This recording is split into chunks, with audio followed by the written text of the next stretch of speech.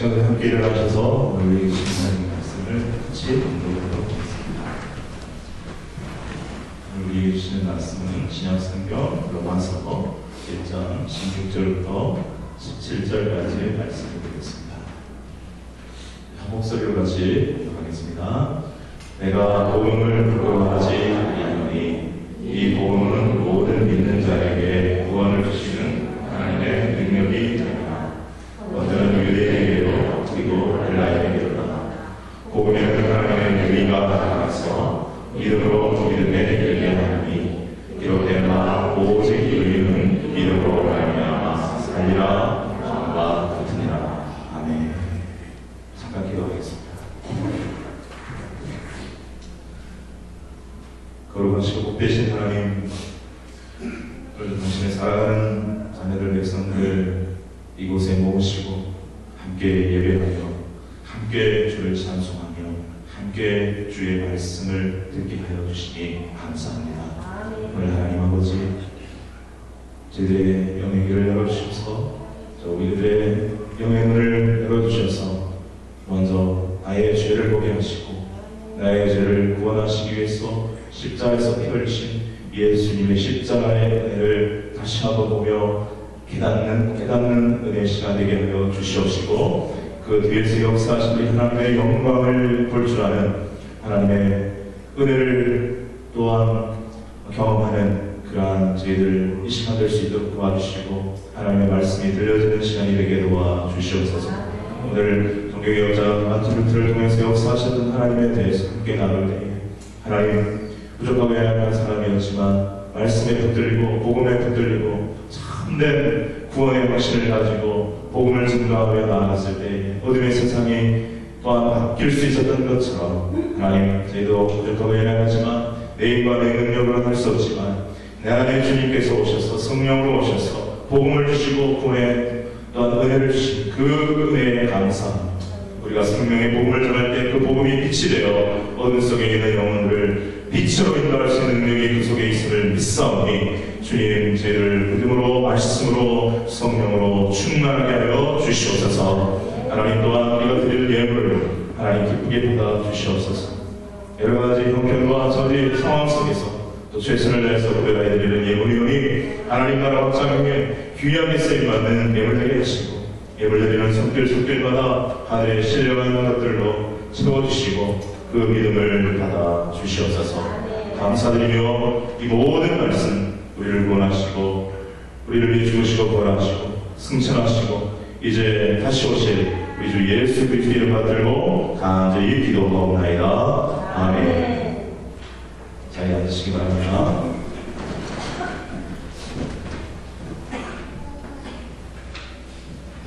우리 여러분에게 먼저 한번 선포하고 축복해서 뵙겠습니다. 참된 복음의 사람이 되시기 바랍니다. 참된 믿음의 사람이 되시기를 바랍니다. 이 찬송 먼저 한 장 말씀드리기 전에 585장 종교개혁주의를 발전해서 585장 찬송 같이 하나님께 고백하겠습니다.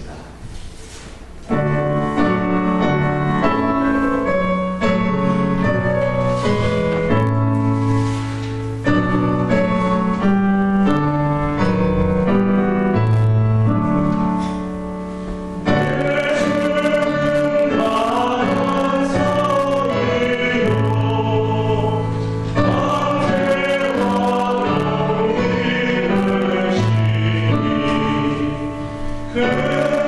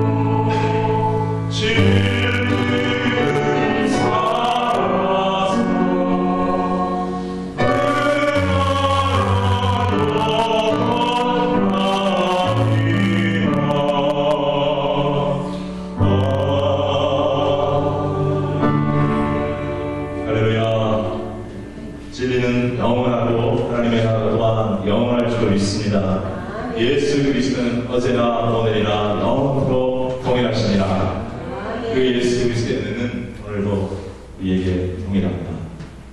그 예수 우리를 만나주시기를 원하고 계십니다. 우리에게 힘주시고 또 능력 주시기를 원하고 계십니다.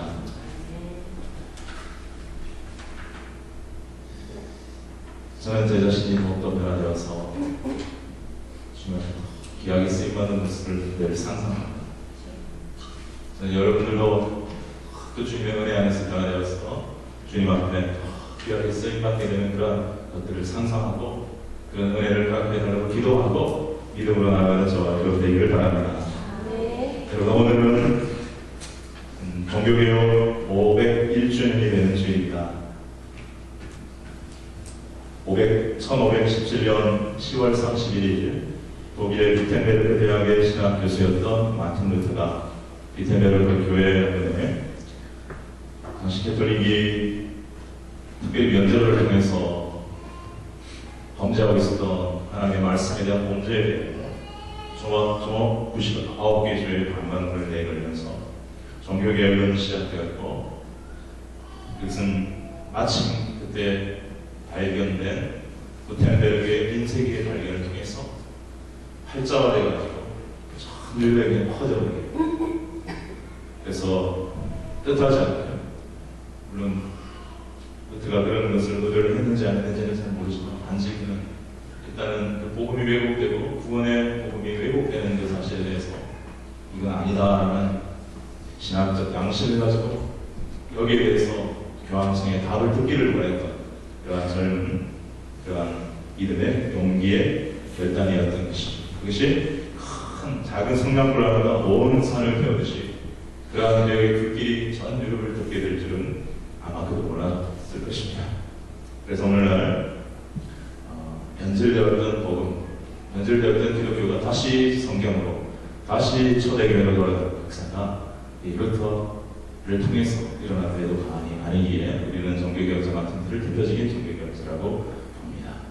물론 그 전에 한 100년, 200년 전에 영국의 존 위클리프라고 하는 분이 벌써 이런 개혁적인 정신을 가지고 그때 당시에는 사람들이 문명률이 70%, 80%인데 그걸 읽지 못하면 자기 나라 말을 모릅니다. 그런데 성경은 라틴어로만 되어 있고 설교는 오직 라틴어로만 해야 한다. 사제에 의해서.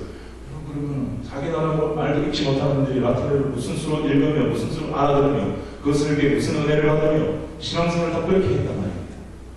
근데 존 위클리프 선교의 교시가 되는 분이죠. 존 위클리프라는 분은 그것은 성경적으로 옳지 않다고 자국으로 성경과 하나님의 말씀을 읽고 오해받고 그걸 전도하고 양육을 이래야지 제자 삼는 거지. 아니 알아듣지 못하는 말을 하려고 어떻게 해? 그래서 영국으로 번역을 하려고 할 때 손으로 다 그걸 번역을 하고 너무 방대하니까 제자들 같이 동원해가지고 그래 영국 전역을 다니면서 번역된 그 복음 조금을 가지고 암송해주고 읽어주고 하는 일들을 했고요. 그리고 그가 죽었을 때에 그는 이단으로 정리되어서 그 뼈를 보존해서 보관해가지고 그 불태우는 그런 기틀리기 그렇게 정지했고 그의 영향을 받았던 체코의 프라하 대학의 총장을 지냈던 존 후스라는 분은 옥스퍼드 대학에서 이 존 위클리프가 강의를 하신 교수님이신데 그런 개혁적이고 복음적인 말씀들을 들으셨는데 이 존 후스가 그것에 큰 영향을 받고 체코로 돌아와 그는 라틴어로도 설교할 뿐만 아니라 모국어인 체코어도 설교하면서 복음을 자국인들에게 잘 설명했습니다. 그래서 그때는 좀 더 캐톨릭이 더 빨리 반응을 해가지고 이분을 이단으로 정리하고 네가 생각을 철회하지 않으면 화형을 쳐야겠다. 그때 그 후손은 불하지 않고 철회를 요구를 철회하라는 그 요구를 거절하고 화형을 주님의 도움을 구하는 기도를 드리면서 죽어서 이런 순계 피들이 이 마틴 루터 앞에 부러져 있었던 것이지만 결정적인 사건은 마틴 루터를 통해서 일어났다고 할 수 있겠습니다. 그래서 우리 종교개혁의 전통을 잇는 세계 모든 교회들은 10월 마지막 주일을 종교개혁 주일로 지냅니다. 그래서 오늘은 종교개혁자 마틴 루터의 삶을 통해서 그의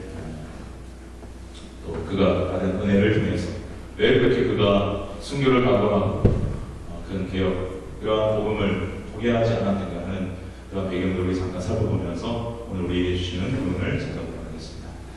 자, 먼저 첫 번째로 제 인생을 바꾼 두 가지 경험에 대해서 함께 알아보겠습니다. 그는 1483년 독일의 한 광산을 경영하던 가정에서 태어났습니다. 7남매 중에 첫째로 태어났습니다. 보통 아버지들이 첫째에 대한 기대가 많지 않습니까? 그렇지만 너는 우리 가정을 경쾌해야 하고 빛내야 하는 그런 아들이니까 법학을 공부해야 하고 그랬습니다. 그래서 법학을 공부를 했어요. 근데 굉장히 그런 말씀에서는 학구적이겠지만 평소에도 죄와 죽음과 구원과 심판에 대한 문제 깊이 생각을 하고 어떻게 하면 죄상 받을 수 있을까? 이 죄책감을 벗어날 수 있을까? 구원받을 수 있을까? 심판으로부터 면제받을 수 있을까?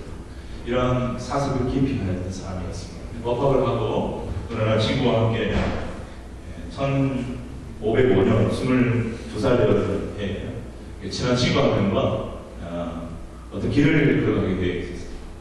그 길을 이렇게 이야기하면서 걸어가고 있었는데 갑자기 여러분 천둥 번개가 치면서 벼락이 팍 쳤는데 그 옆에 걸어가던 자기 친구가 그 벼락을 보고 죽어버린 거예요.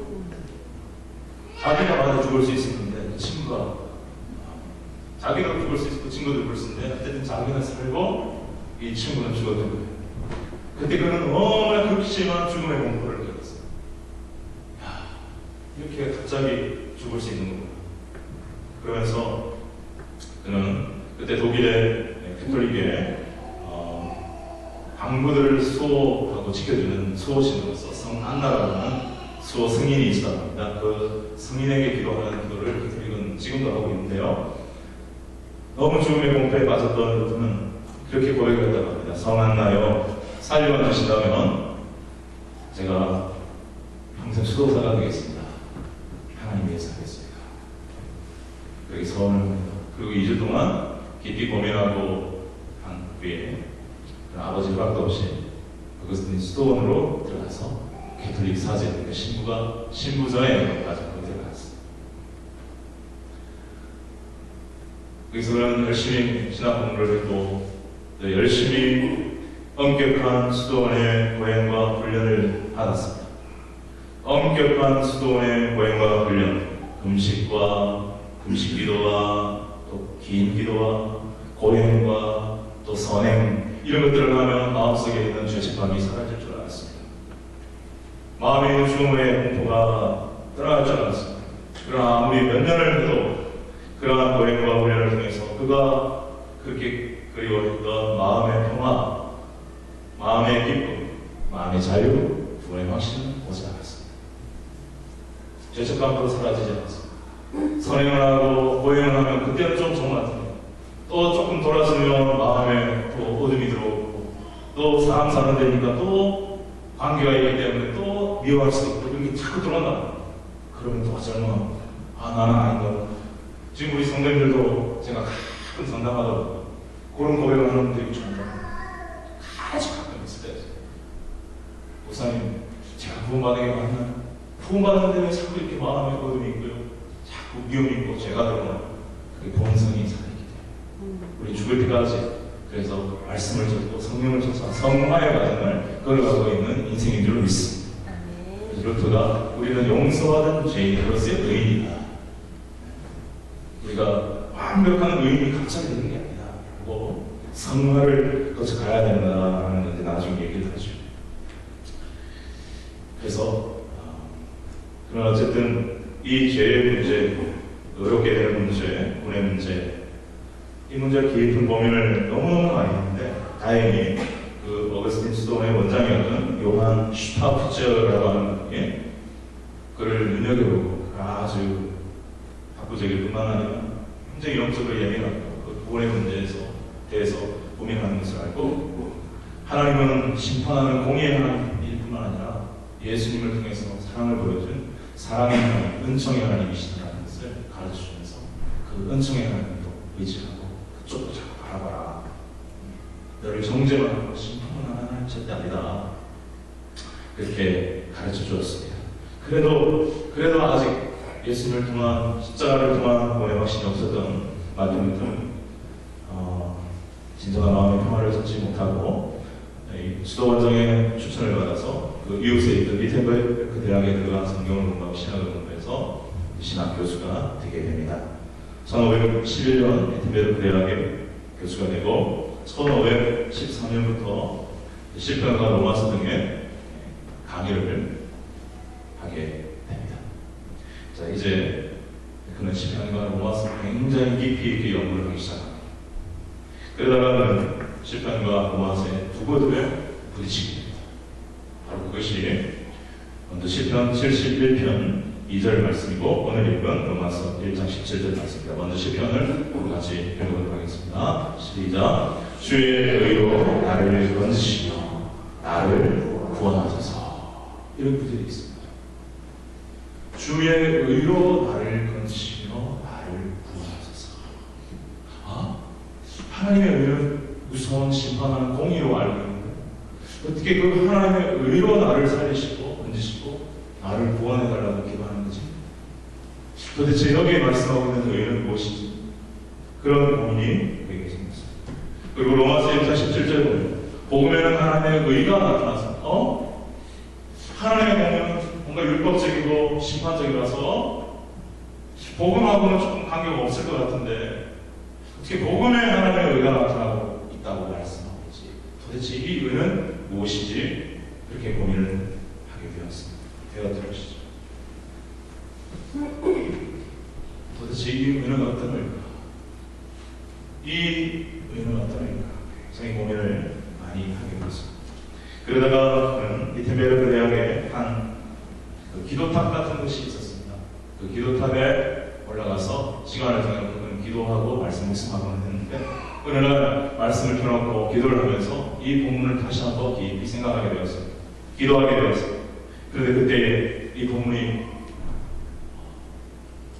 이제 이 여기서 나타나는 그 말씀하는 하나님 우리가 어떤 하나님인가 그것을 깨닫게 된 것입니다. 바로 그것이 십자가를 통해서 죄인인 우리가 죄값을 갚을 수 없는 우리가 스스로 구원받을 수 없는 우리가 스스로 선행으로 해서는 결코 구원받을 수 없고 의롭다함을 받을 수 없는 우리가 예수님을 통해서 예수님의 십자가와 부활을 통해서 이루신 그 완전한 의, 그 의가 내가 예수님을 믿을 때 그 의가 내 의로 들어오는 거야. 하나님께서 우리는 죄인이지만 우리는 스스로 구원받을 수 없는 정말 악한 죄인이지만 하나님이 예비하신 그 하나님의 아들 예수 그리스도를 통한 이 복음 안에 나타나는 예수 십자가와 그 보혈의 은혜 속에서 나타나는 그 완전한 의, 그 의로움을 믿고 그 의로움 앞에 새로운 믿음으로 용서를 구하고 회개하고 진정 믿고 참으로 부르며 예수 그리스도의 의를 우리의 의로 여겨주십니다. 아멘. 그것을 여기서 의는 단순히 죄인을 처벌하는 그 율법적인 공의가 아니라 예수님 안에서 예수님의 십자가의 보혈 안에서 용서받을 수 없는 죄사함받을 수 없는 자격 없는 죄인을 향해 믿기만 하면 거저 주시는 하나님의 의. 그래서 그거를 영어로 하면 선한 의, 굿윌, 그리고 호의, favor day라고 영어로 표현하게 됩니다. 하나님 그런 의를 예수님 안에 준비해 놓으셨구나 라는 것을 그가 깨달았다는 것입니다. 루터에게 있어서 인간은 가장 큰 두 가지 문제가 바로 무엇이냐면 바로 첫째, 인간에게는 죄가 있다는 거고요. 둘째는 인간에게는 천국 갈 의로움이 거룩함이 없다는 것입니다. 이러한 절망 속에 있는 인간이 어떻게 구원을 받고 어떻게 죄사함을 받고 어떻게 천국에 갈 수 있는가 라는 질문에서 루터는 이미 오랜 세월 동안 고행을 하고 훈련을 하고 감식을 하고 선행을 하고 안 된다는 걸 알았어요.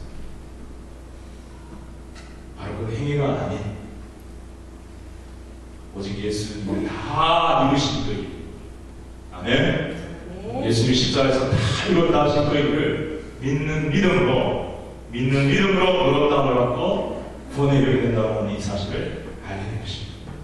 그래서 우리가 로마서 30장 20절부터 22절을 같이 한번 보면, 같이 한번 읽어보겠습니다. 다음.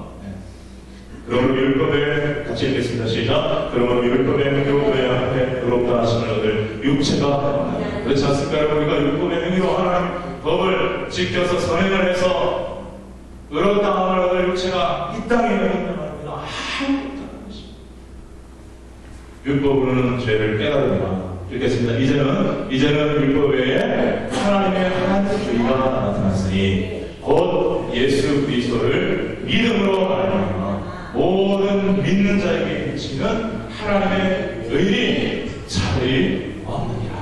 예수 그리스도를 믿을 때 값없이 그 구원을 은혜로 주시는 하나님의 의, 예수님 안에 있는 그 의, 믿기만 하면 값없이 다 차별없이 주시는 그 의가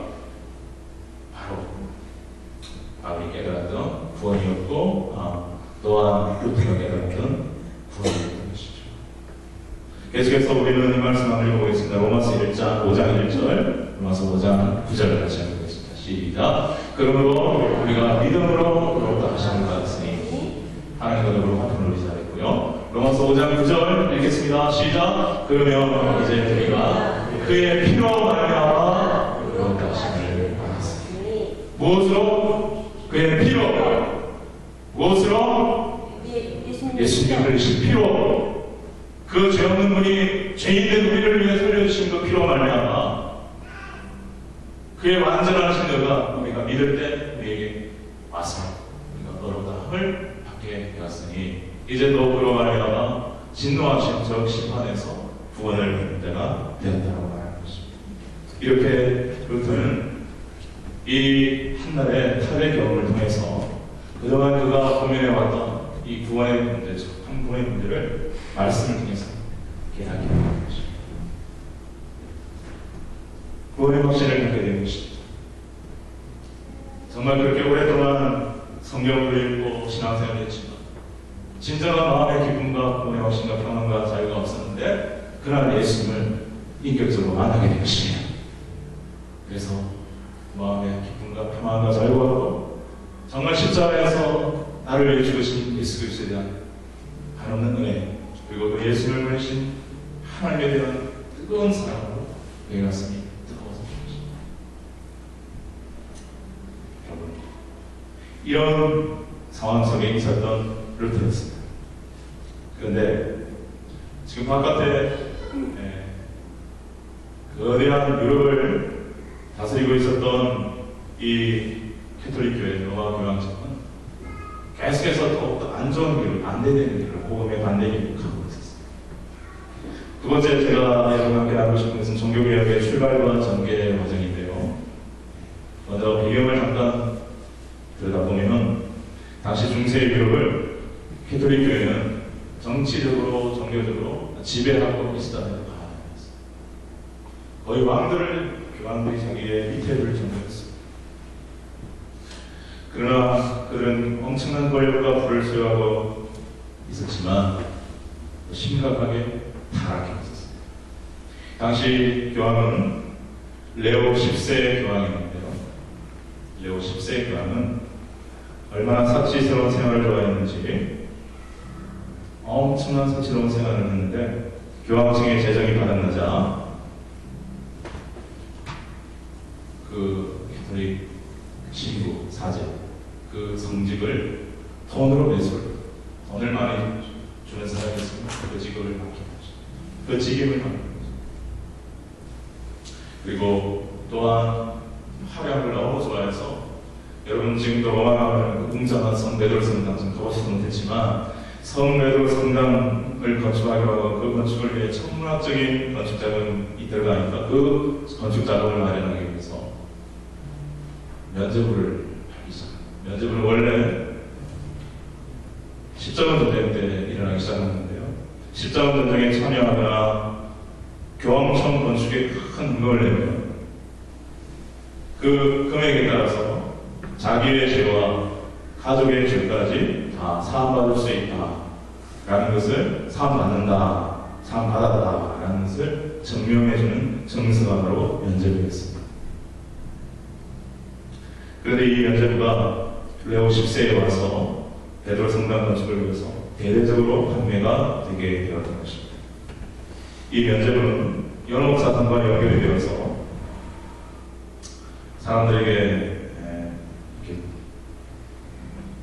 먹혀 들어갔는데요. 소위 말하면 연옥이 뭐냐? 연옥은 죽은 사람의 영혼이 살아있는 동안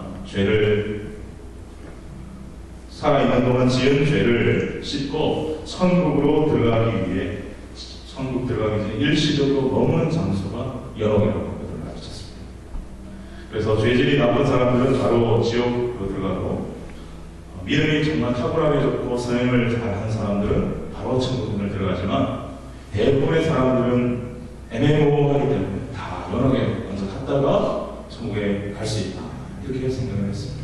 바로 이런 점을 이용해서 그들은 뭐라고 가르치냐면 연옥에 믿는 사람은 당신이 헌금을 많이 하면 천국으로 갈 수 있다 이렇게 교회가 가르치기 시작했던 것입니다. 특히 여러분 자식들이 부모님 먼저 돌아가셨는데 지금 당신의 부모가 연옥에서 고생하고 있다. 그러나 네가 돈을 내면 당신의 부모가 연옥에서 속히 천국으로 들어갈 수 있다. 돈을 내라 그렇게 하니까 자녀들 마음에 또 그렇게 하죠. 이렇게 연약한 인간의 마음을 이용했던 것이죠. 이 면죄부는 잘못된 것입니다. 특별히 독일에서 면죄부가 굉장히 성행을 했는데 그 중심에 알베르트라고 하는 사람이 있었습니다. 이 알베르트라고 하는 민족은 이미 돈을 주고 독일의 두 교구를 돈을 주고 사서 자기가 그 두 교구의 큰 지역의 두 교구의 주교직을 맡고 있었습니다. 그런데 그는 욕심을 부려서 그에게 돈을 빌려서 마인츠라는 지역의 주교직을 돈으로 또 교황청에다가 바쳐갖고 교황으로부터 주교직을 삽니다. 독일의 최고 성직자가 되기를 원했던 것입니다. 그때 교회법은 한 나라에서 두 지역의 교구를 주교할 수 있는 이상은 할 수가 없었습니다. 그러니까 세 번째 교구부터는 주교를 할 수가 없는 것이 교회법이었어요. 그때 당시 법이에요. 그런데도 그 법을 어기고 가장 막강한 권력을 있는 성직자가 되고 싶어서 그는 돈을 빌려서 그 주교직을 선택한 것이죠. 그리고 그 돈을 갚기 위해서 자기가 잘 아는 요한 테첼이라고 하는 신부를 고득해서 그 사람은 굉장히 말솜씨가 좋아서 면죄부를 잘 파는 사람이었습니다. 그래서 면죄부를 잘 팔아라 이렇게 하고 그리고 판 돈을 가지고 절반은 자신의 빚을 갚는 데 쓰고 절반은 교황에게 말합니다. 성베드로 성당 건축비용에 사용하겠다. 이렇게 교황청과 교황과 합의를 한 것입니다. 그렇게 해서 알베르트가 독일 전역을 돌아다니면서 면죄부를 선포하면서 면죄부를 사면 여러 개 있는 사람들이 당신의 가족들이 천국으로 간다. 땡그랑하고 동전이 떨어지는 소리가 나는 순간에 여러 개 있던 영혼들이 천국으로 뛰어오른다. 여러분 헌금하세요. 여러분 면죄부를 사세요. 독일 전역을 다니면서 설득력 있게 나름대로 면죄부를 엄청나게 받아서 엄청난 액수의 돈을 갖고 온 거예요. 그래서 갖고 오면 자기도 수업에 바치면 은행에서 빌린 돈도 갖고 교황청에 갖다 주면 또 베드로 성당 짓는 건축 돈도 들어가고 이러한 모종의 비리가 뒷거래가 있다는 사실을 우연히 루트가 알게 됐어요. 그리고 그는 너무 화가 났습니다. 지금 자기가 아는 예수 그리스도 자기가 그렇게 정말 어떤 고행을 하고 금욕을 하고 금식을 하고 어떤 성행을 해도 가질 수 없던 마음의 평화와 구원의 확신을 예수 그리스도 십자가의 그 은혜 안에서 믿음으로 그렇게 되는 그 구원의 도를 통해서 예수님을 믿기만 하면 예수님을 믿고 진정으로 회개하고 믿기만 하면 얻게 되는 그 의로움을 인하여 진정한 기쁨과 자유를 얻고 이제는 그렇게 학생들에게도 얘기하고 그렇게 자기도 살아가고 있는데 이 말도 안 되는 면죄부를 독일 전역에 팔면서 무지하는 사람들 성경을 여러 번 알지 못하고 있거든. 독일 사람들 독일말을 읽지 못하고 아까도 말씀드렸던 것처럼 70% 80%다 문맹이라 글을 읽지 못하는데 설교는 다 라틴어로 합니다. 성경도 락하는데 성경이 너무 비싸서 성경을 살려면 그 당시 농장 하나를 팔아야 성경을 살 만큼 비쌌다. 그리고 누가 성경을 삽니까?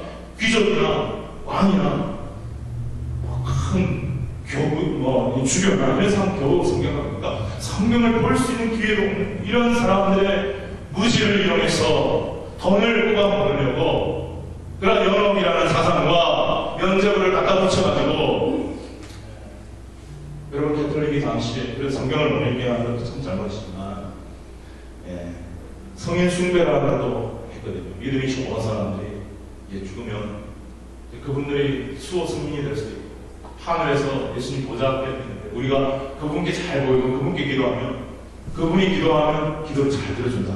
그 수호 성민 중에 최고가 누굽니까 여러분? 마리아. 어머니한테 기도하면 어머니가 대신 얘기해주면 최고 잘하지 않느냐, 뭐 이런 것들을 포함해서 성경을 모르니까 그냥 너희들은 사제들이 하는 말만 믿고 따라와. 그냥 예배 참석해서 미사에 참석해서 그것으로 구원받을 수 있어. 그냥 맹목적으로 따라와. 그렇게 가르쳤던 것이죠.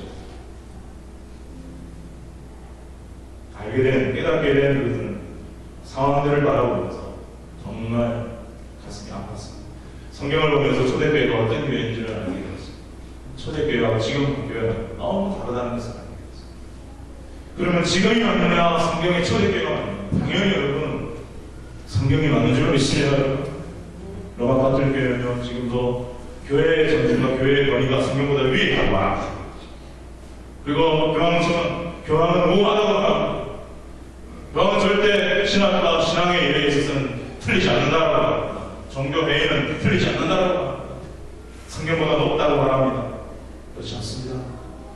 그렇지 않다고 개혁자들은 주장했고, 그래서 순교를 했습니다. 그리고 사제가 죄를 용서해 주는 것이라서, 죄 용서는 오직 예수님만이, 하나님만이 하실 수 있는 거라고 개혁자들이 선포했습니다. 그것이 성경적인 것인 줄 믿습니다. 면죄부를 사서 그 돈으로 천국 들어갈 수 있다고 말도 안 되는 것이다. 이것은 정말 복음을 왜곡시키는 것이고, 우리를 위해서 십자가를 죽으시고 값없이 우리에게 용서를 주시고 의를 주시려고 하는 예수님을 모독하는 겁니다. 그런 거룩한 의분을 갖게 되었습니다. 그래서 그는 학자들에게 조목조목 면죄부에 잘못된 것을 95개 조항으로 써서 독일말로 딱 써서 위텐베르크 대학의 교회 앞에, 그 문 앞에 걸게 되었습니다. 아까도 처음 말씀드렸던 것처럼 마침 그때 발견된 위텐베르크의 인쇄기에 있습니다. 그 95개 조항이 독일로 쫙 펼쳐갑니다. 그러니까 사람들이 전에는 몰라서 이제는 이야기가 US 입으로 들려주면서 루터라고 하는 신부가, 캐톨릭 사제가 면죄부가 잘못된 것을 성경적으로 이렇게 이야기하고 있어. 면죄부를 산다고 연옥에 있는 사람들 청탁이 아니고 연옥부터 첫자도 성경적이 아니래. 독일 사람들이 발끈 일어나는 것입니다. 그럼 뭐야? 그 돈 나 어디다 쓰는 거지? 다 이거 산 게 아니야? 사람이 당연히 그렇게 생각할 수 있겠지. 그래서 불같은 여론들이 들끓었고, 면죄부 이제 팔릴까 안 팔릴까요? 여러분, 이제 팔릴까 안 팔릴까요? 아무리 말을 잘하고 해도 그런 신학자가 성경을 그래서 잘 얘기해줍니다. 이제는 그렇게 하지 않는 것입니다. 그러니까 그때 반박 42번 조항, 이런 조항이 있는데 여러분 같이 해보겠습니다. 같이 이거 읽어도 좋을 것 같아요. 같이 읽어보겠습니다. 시작. 진정으로 회개하는 그리스도인은 면죄부로 하시도 죄와 벌로부터 사함을 받을 수 있다. 여러분 믿습니까? 우리는 이걸 믿고 있죠. 이것이 그런데 그 시대에는 너 죽을래 하는 위협을 당하는 것이었다. 이가 감히 성경보다 위에 있는 교회의 권위와 교회의 전통에 거절을 하고 거창은 너 이 탕전 철회하라. 이제 위협이 들어오는 것입니다. 그러나 여러분, 아무리 봐도 면죄부는 복음 진리에 대한 왜곡이고 거짓입니다. 우리가 잘 아는 에베소서 2장 8절부터 9절도 한번 같이 읽어보실까요? 여기 뭐라고 말씀하고 있습니까? 믿음으로 구원받아 분명히 말하고 있습니다. 같이 한번 큰 소리를 읽어드리겠습니다. 시작. 너희는 그 은혜에 믿음으로. 여러분, 하나님의 은혜가 먼저 있었어요. 예수 그리스도를 통해서 우리를 용서하시고 값없이 용서해 주시기로 하고 믿기만 하면 어렵다 해주시간 하나님의 그 은혜가 먼저 있었기에 그 은혜를 통하여 그 은혜를 믿는 믿음, 그 은혜 속에 역사하신 그 순종하신 예수님의 십자가 보혈, 그 부활을 믿는 믿음으로 우리는 값없이 공로 없이 돈으로 아니야, 행복기로 아니야, 어떤 성향으로 아니야, 믿음으로 구원을 받게 된 줄로 믿습니다. 그래서 이것은 우리 인간에게서 나는 것이 아니요, 인간에게 결코 날 수 없는 것이요, 하나님으로부터 나는 것이며 하나님의 오직 선물로만 주시는 것이다. 그래서 구원은 영생은 믿음으로 선물로 하게 된다. 옆에 분에게 빨리 한번 선포했습니다. 믿음은 하나님의 선물로 받는 것입니다. 하나님으로부터 이렇게 한번 선포했습니다. 여러분, 우리가 선물 받을 때 돈 주고 받는 게 선물이 아닙니다. 뭔 일을 해서 대가로 받는 선물이 아닙니다. 월급이지, 사례지. 선물은 그냥 순수하게 은혜로 주셔야, 감사함으로 받아야 선물인 줄로 믿습니다. 그래서 우리 공동가 하나도 끼면 안 되는, 하나도 끼면 안 돼요. 순수하게 100% 죄인이 은혜로 값없이 용서하시는 죄 용서의 은혜를 순수하게 그 십자가의 은혜를 받아들이는 것이 구원인 줄로 믿습니다. 그리고 그럼 행함은 뭐냐, 선행은 뭐냐? 그 은혜가 너무 귀해서, 너무 값져서 마땅히 내가 내 사랑하게 살아야지. 그렇게 해서 선행이 살아가는 거지. 선행했기 때문에 구원받는 거면, 아까도 말했지만 선행으로 구원받을 자가 어디 있고 어디까지 해야 구원받을 수 있냐면, 여러분, 불교도 선행으로 구원받는 거고요, 우리 캐톨릭 직원들 믿음 통해서 선행을 해야만 구원을 한다고 알고 있는데, 여러분 그분들에게 물어보십시오. 도대체 어느 정도가 착한 일을 해야 구원받습니까? 아무도 안 해요. 어떻게 말을 할 수가 있나요? 할 수가 없죠. 여러분, 행위에서 나는 것이 아닙니다. 여러분 명심하십시오. 여러분이 지금 예수 믿고 내가 좀 착한 일하고 선행하고 전도 넘어가니 쓰고 보이고 내가 대단한 사람이 된 것 같다. 절대 그 교만하지 마시기 바랍니다. 우리는 주님의 은혜가 안 되겠습니다. 절대 구원받을 수 없습니다. 그리고 오늘도 내일도 넘어질 수 있고 실수하고 지치고, 그래서 예수의 피가 다시 필요하고 다시 회개가 필요하고 다시 믿음이 필요하고, 그래서 끝없이 믿음으로 살고 끝없이 회개로 살아가고 살아야 할 은혜까지 얻는 힘을 믿어합니다. 아멘. 자랑하지 마. 절대 우리는 그걸 자랑하지. 우리의 어떤 선행, 우리의 믿음의 공로는 자랑은 절대 안 돼요. 오직 예수님만 자랑을 하면 예수님만 자랑하시기를 바랍니다. 예수님만 자랑하시기 바랍니다. 예수님만 자랑하시기. 우리 옆에 분에게 오늘 조금 선포가 좀 몇 가지 할게요. 예수님만 자랑하시기 바랍니다. 오직 예수님밖에 자랑하는 이가 없습니다. 여러분, 이 세상에 그 누구도 없습니다. 그 누구도 좀 좋아 보이는 사람은 다 들어가보면 파보면 다 어둡고 더럽고 추악하고 음란하고 욕심 많고 조금만 하면 교만해지고 다 죄악의 구속이다. 인간. 그는 구원할 수 있어. 스스로 구원할 수 있어. 그를 의지할 필요 없습니다. 예수 그리스도만 의지하시기 바랍니다. 그래서 루터가 교수지만 교수의 이 지위라든가 이런 것들은 다 교황직이고 이렇게 인정해주고 밀어줘야 되는 거 아닙니까? 잘라버리면 그냥 그만이잖아요.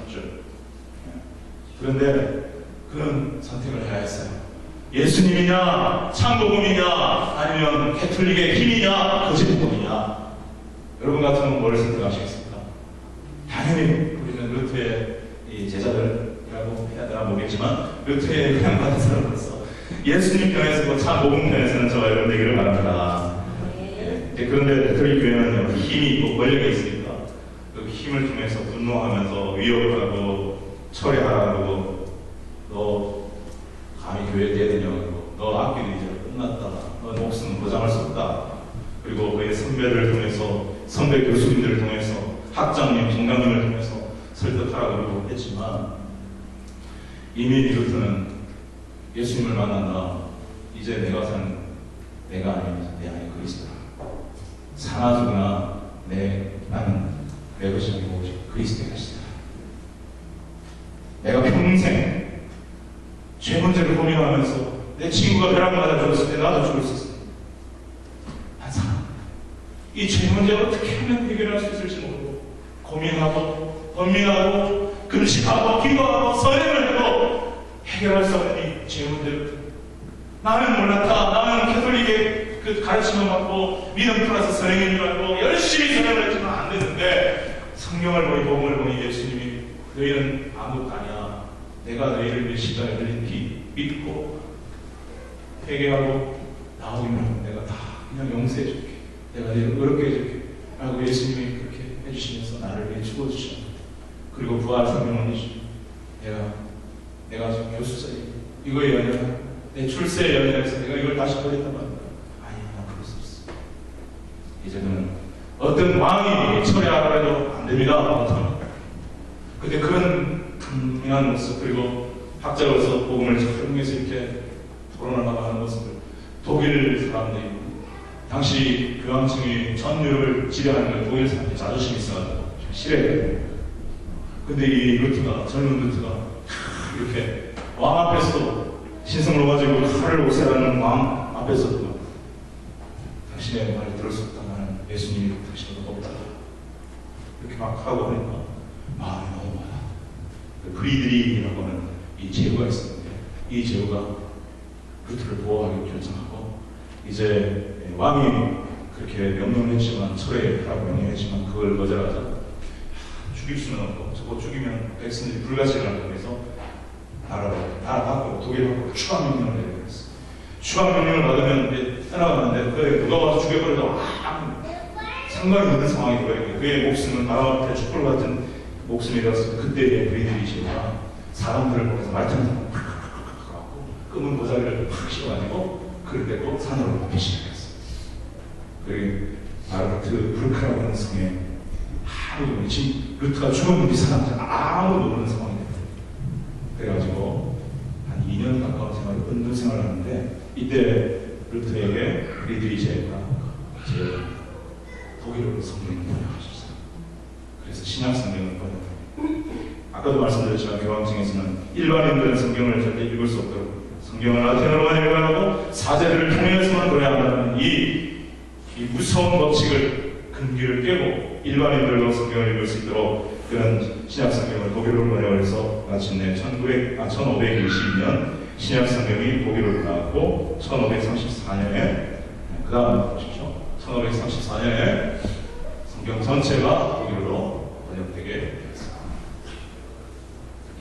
그리고 1521년 신약 성경을 번역한 그 해에 다시 마그데부르크에서 비텐베르크로 돌아가서 그때는 이미 여러분 독일이 이 교황청의 반대 손을 들고 이제 당신들한테 세금 내고 당신들한테 정치적으로 종교적으로 부각하면 우리 하지 않겠다.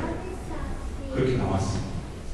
그래가지고 이 독일이 종교개혁의 길을 가게 되었어. 그래서 루트가 나와서 설교를 하고 열심히 복음을 전했어. 그래서 개혁이 전 유럽으로 퍼져나가기 시작합니다. 사랑하는 여러분, 우리가 이 루트를 통해서 본받을 점이 몇 가지가 있다고 생각합니다. 첫 번째, 우리가 본받을 점은 어떤 것이 있을까요? 바로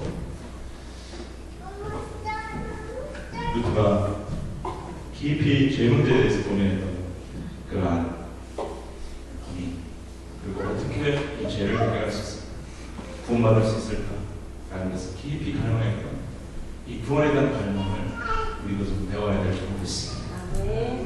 어떤 분들 보면 교회를 다니시고 오랫동안 다니시고 이런 부분에 대해서 별로 관심이 없어요. 내가 정말 구원받았나? 내가 정말 주님 있는 믿음의 삶, 그것에 대해서는 별로 관심이 없어요. 그러나 그것은 여러분 종교생활이 될 수 있으나 진정한 구원받은 자의 영생생활일 수는 없습니다. 루트처럼 우리가 결코 강도에서는 안 되는 것은 우리의 죄는 우리는 천국 갈 수가 없다라는 이 부분 진지하게 들여다보는 것은 어떻게 하면 구원받을 수 있는가, 어떻게 우리가 구원받을 수 있는가, 나는 어떻게 예수를 만날 수 있는가, 나는 어떻게 구원의 확신을 가질 수 있는가, 이런 부분들을 말씀을 붙잡고 말씀을 들으며 기도하면서 내 아의 죄를 발견하고 또 죄를 보면서 십자가를 보면서 깊이 회개하고 이렇게 나아갈 때 주님께서 버리지 않으시고 깨닫게 하시고 만나주시고 구원의 확신을 심어주실 줄 믿습니다. 이러한 신앙생활을 해야 한다는 것이죠. 자, 두 번째 우리가 배워야 될 점, 또 본받아야 할 점, 또 교훈들이 있다면 바로 교회는 절대로 이 권력이라든가 이 돈의 힘, 재력 이런 것들을 탐하기 시작해요. 바로 중세 가톨릭 교회처럼 타락하고 변절되게 된다는 것을 절대로 우리가 잊지 말고 우리 교회는 예수님을 닮아야 될 줄 믿습니다. 예수님은 참 성비하셨잖아요. 그렇죠? 우리가 가난해야 된다 이렇게 말하고 싶지 않았어요. 그러나 성비하셨어요. 그리고 우리 예수님은 겸손하셨어요. 그는 가난한 욕심부리심에도 불구하고 자기를 낮추고 종의 형체로 이 땅에 오셨고 제자들의 발을 씻어주고 내가 무슨 성기를 받으려 함이 아니라 섬기려고 이렇게 말씀하시면 섬김의 삶을 사셨어요. 로마 교황청이 재력과 권력을 가졌을 때 엄청난 건물들을 짓고 힘을 가지고 갔을 때 그들은 겸손하지 않았어요. 그것은 가난한 것입니다. 오늘날 교회가 마찬가지입니다. 아무리 교회가 크고 사람이 많고 돈이 많고 한다 할지라도 예수님을 닮아가고 예수님처럼 섬기고 예수님처럼 겸손하고 예수님처럼 섬기며 사는 그런 성도들이 모여 함께 아름다운 공동체를 이루는 것이 가장 주님이 기뻐하시는 공동체인 줄 믿습니다. 세 번째 우리가 배워야 할 것은 어떤 것입니까?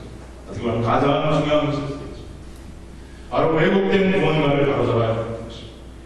그는 왜곡된 가톨릭 교회의 구원관을 바로잡고 성경의 본질이 무엇인가, 복음의 본질이 무엇인가를 철저하게 연구하고 깨달았습니다. 그 본질로 바라보자 했다는 것입니다. 여러분, 우리도 그렇습니다. 우리도 이 믿음의 본질이 무엇인가, 신앙의 본질이 무엇인가, 복음의 본질이 무엇인가, 성경의 본질이 무엇인가를 끊임없이 추구하고 깊이 묵상하는 저와 여러분 되기를 바랍니다. 변절되는 것, 교회 전통적으로 해왔던 것, 관습적으로 해왔던 것, 그래서 하는 것, 그렇지 않습니다. 성경이 아니라면 그런 것들은 과감하게 버릴 줄 알고 복음의 본질로, 교회의 본질로, 성경의 본질로 돌아가야 됩니다. 그것이 루트의 대우 교수가 배울 수 있는 점이고, 또 하나는 바른 구원의 복음을 그는 배우고 깨닫고 예수님을 만나고 나서 이제부터 그는 타협하지 않고 담대하게 거대한 그 교황청의 세력들 앞에서도 그는 죽음을 가고 목숨을 건 용기를 가지고 담대함을 갖고 완전한 복음, 우리를 구원하는 온전한 복음, 그 올바른 구원의 복음을 선포하며 살아가는 것입니다. 바로 그러한 이 마틴 루터의 용기와 담대함을 우리도 배워야 될 줄 믿습니다. 사랑하는 여러분, 오늘 우리에게 주신 말씀 보면 바울은 내가 복음을 부끄러워하지 아니한다 말해요. 그는 자기가 갖고 있는 모든 귀한 것들을 예수님 앞에서 배설물처럼 보였다고 말하고 있습니다. 나는 복음을 부끄러워하지 아니한다. 복음은 모든 믿는 자에게 구원을 주시는 능력이기 때문이요, 이 복음에는 하나님의 의가 나타나서 모든 믿는 자에게 차별이 없고 모든 믿는 자를 구원하는 것이 복음 안에 있고 복음에 아닌 의에 있습니다. 나는 이 복음을 증거하지 않을 수 없다. 그렇게 해서 그는 그 어두웠던 중세의 사회 속에서도 바른 복음의 실, 이 대신 예수 그리스도를 담대하게 선포하고 나아갔던 작은 한 사람이었죠. 그가 계속 그 길을 갔을 때 주변에 믿음의 동역자들이 붙었어. 그 불들이 더 붙어져서 작은 한 성령불처럼 시작했던 루트의 기억이었죠. 많은 사람들이 모이고 힘을 합쳐서 거대한 불길이 이루어져서 수많은 영혼들을 어둠에서 빛 가운데로, 죽음에서 생명 가운데로 기다리는 이 귀한 길을 감당하게 되었던 것을 보면서 사랑하라. 절대 우리 한 사람 한 사람이 작다, 연약하다, 방임하지 마. 우리가 복음을 붙잡고 예수를 붙잡고 예수를 선포하고 예수를 속에서 어둠의 빛이 보다 그 빛이 죽어가는 영혼을 살릴 수 있고 그 빛들이 합쳐져 엄청난 역사를 이룰 수 있다는 사실을 믿고 나아가는 저와 여러분 되기를 바랍니다. 당신은 교황청에 오는 그 거대한 세력이었지만 지금 어떻게 보면 무서운 세력, 엄청난 세력, 바로 거대한 인본주의 세력, 말로 나올 수 없는 발전하는 과학 만능주의, 물질 만능주의 이 시대, 그리고 인본주의, 개인주의, 이기주의, 세속주의, 종교가학주의, 이 엄청난 거대한 세력들 앞에서 우리의 힘으로는 할 수 없습니다. 우리의 힘으로는 감당할 수 없습니다. 그러나 복음으로 돌아가 예수님께로 돌아가 복음을 외치고 예수를 외치고 복음대로 살고 예수님 닮기를 원하고 예수님 따라 살면 반드시 복음에는 능력이 있고 예수님에게는 능력이 있어 생명의 역사, 돈의 역사가 일어나게 될 줄로 믿습니다. 여러분, 마지막 17절 말씀, 복음에는 하나님의 의가 나타나 믿음으로 믿음에 이르게 하나니 기록된 바 오직 우리는 믿음으로 말미암아 살리라 함과 같으니라 라고 말씀하셨습니다. 여러분, 오직 우리는 믿음으로 말미암아 살리라, 이 말씀이 도대체 어떤 말씀입니까? 저는 두 가지로 생각해 보았습니다. 첫 번째, 믿음으로 말미암아 살리라, 이 말씀은 우리가 믿음으로 의롭다함을 받아 의인된 우리라면 이제는 죽을 때까지 복음을 믿고 복음을 전하며 오직 믿음으로 믿음의 삶, 거룩한 삶을 살아야 한다는 의미일 줄로 믿습니다. 두 번째, 이 말씀을 역으로 바꿔보면 오직 의인은 믿음으로 사는데 죄인은 불신앙 때문에 죽고 멸망한다는 것입니다. 좀 그렇습니까? 그렇습니까? 오직 죄인은, 오직 악인은 다른 것 때문이 아니라 믿음이 없기 때문에, 불신앙 때문에 그 불신앙으로 말미암아 죽고 멸망한다는 것입니다. 여러분, 성경은 영원한 이 삶과 영원한 심판의 죽음이 믿음의 여부에 따라 달라진다고 말씀하고 있습니다. 선행의 행함이 아닙니다.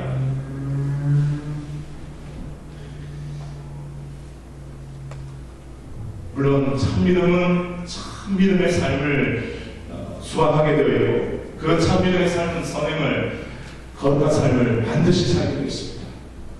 사랑하는 여러분, 우리 믿는 사람이 행해야 할 선행 중에 가장 최고의 선행, 가장 귀한 선행은 무엇일까요? 오늘 이 말씀을 보면 바로 믿음이 없어 멸망으로 향하고 있고 죽음으로 향하고 있는 그 영혼들에게 믿음이 들어갈 수 있도록, 믿음이 생길 수 있도록 믿음의 근원 대신 믿음의 원천은 하나님의 은혜의 복음, 예수 그리스도의 그 은혜의 복음을 증거하는 것이야말로 가장 최고의 선행인 줄로 믿습니다. 아멘 좀 합시다. 아멘. 최고의 선행은 바로 믿지 않기 때문에, 믿음이 없어 멸망으로 죽음으로 가고 있는 그 영혼들에게 믿음이 생길 수 있도록, 믿음의 기회를 가질 수 있도록 예수를 선포하고 복음을 선포하고 내가 받은 구원의 기쁨과 감격을 전해주는 것, 그것이 가장 큰 선행이요 가장 큰 하나님 기뻐하시는 일이라는 것입니다. 여러분, 루터 어두운 중세 세상의 거대한 권력 앞에, 힘 앞에 예수를 바라보면서 빛의 사자 역할을 하고 있습니다. 그 빛을 담대하게 비추었습니다. 그랬더니 그 빛이 어둠에 삼킨바 되지 아니하고 빛이 어둠을 이기는 역사를 하나님께서 할 수 있도록 해주셨습니다. 아멘. 오늘도 사랑하는 믿음의 형제자매 여러분, 이 세상 너무 죄악 가운데 어둡습니다. 그러나 우리가 복음의 빛을 들고 빛의 사자로서 예수를 선포하고 예수를 전하면 하나님과 함께 하시고 주님 우리와 함께 하셔서 그 어둠이 우리를 삼키지 않게 하시며 지켜주실 것이며 오히려 그 어둠이 빛으로 말미암아 변화되는 역사를 이루실 수 있도록 도와주시는 하나님께서 오늘 이 세상에서 그 거짓된 복음이 전파되며 하나님의 돈의 복음, 하나님의 영광이 왜곡되었던 그 시대에 복음을 들고 외쳤던 마틴 루터처럼 오늘도 그 하나님의 영광의 복음을 담대하게 선포하고 외치면서 나아가는 그 한 사람 한 사람, 오늘도 하나님은 간절히 찾고 계신다고 믿습니다. 바로 그 한 사람 한 사람이 저와 여러분이 되시기를 주님의 이름으로 축원합니다. 아멘. 우리 그 자리에서 일어나셔서 별단의 찬송 드리겠습니다. 502장 우리 빛의 사자들이여 찬송 부를 때에